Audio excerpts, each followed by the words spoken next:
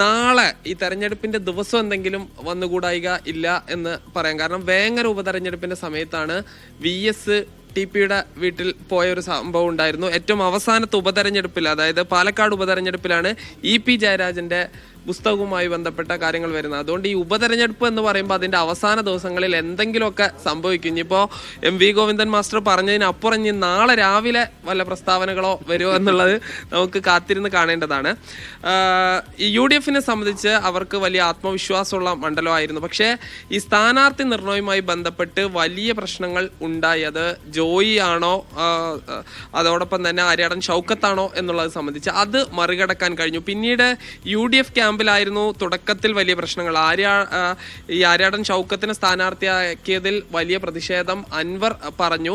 അങ്ങനെ അൻവർ സ്ഥാനാർത്ഥിയായി, അതും മറികടന്നു. പിന്നീടാണ് ഈ വെൽഫെയർ പാർട്ടിയുമായി ബന്ധപ്പെട്ട ഈ ബന്ധത്തിനെതിരെ LDF വലിയ പ്രചരണം നടത്തിയത്. പക്ഷേ ഏറ്റവും അവസാനം പന്ത് വന്ന് നിൽക്കുന്നത് UDF-ന്റെ കയ്യിലാണ്.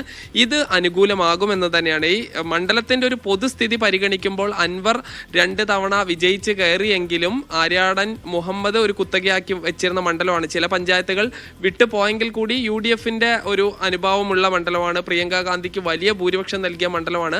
അത്രയൊന്നും ഭൂരിപക്ഷം ഇല്ലെങ്കിൽ കൂടി വിജയിച്ച് കയറാൻ പറ്റുന്ന നല്ലൊരു ഭൂരിപക്ഷം ഉണ്ടാകുമെന്ന് പ്രതീക്ഷിക്കുന്ന മണ്ഡലമാണ്.